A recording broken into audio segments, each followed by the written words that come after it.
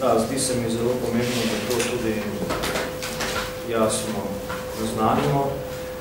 Dejstvo je, da je v praksi prišlo do napačnega nameščanja vinjet in težav, ki so se s tem pojavljale. Jaz sem dobil kar nekaj pisem, klicev v zvezi s tem, da so pač ljudje vinjete nameščali na različne konce, da temu tako rečem, retrogranskega stekla. Po sami uredbi je bilo predvideno to samo v levi zgornji kot, tako da smo zdaj za to spremembo uredbe to spremenili in dovoljujemo torej nameščanje vinjet, kako pač komu je bližje. Priporočamo seveda, da bi ta vinjeta bila nameščena v levem zgornjem kotu retrogranskega stekla, vendar ni pa nič narobe, če bo kdo to namestil tudi kam drugam.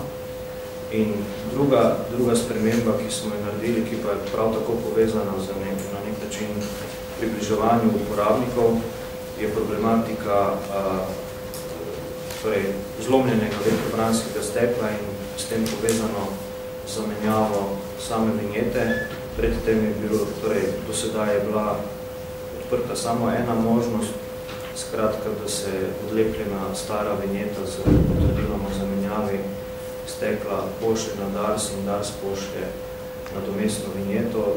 Tokrat vpeljujemo še eno možnost, namreč, da ta uporabnik, ki ima s tem težavo, kupi novo vinjeto in potem naknadno pošlje staro vinjeto z računom oziroma kopijo računa o zamenjavi retrogranskega stekla, torej odstranjeno vinjeto, kopijo računa za zamenjavo retrogranskega stekla in račun o nakupu nove vinjete in mu DARS naknadno refundira oziroma vrne denar. S tema dvema ukrepoma želimo na nek način se približati ljudem, to pa to dve stvari, ki sta bile večkrat na nek način omenjene, tudi ki so najbolj obremenjevale uporabnike.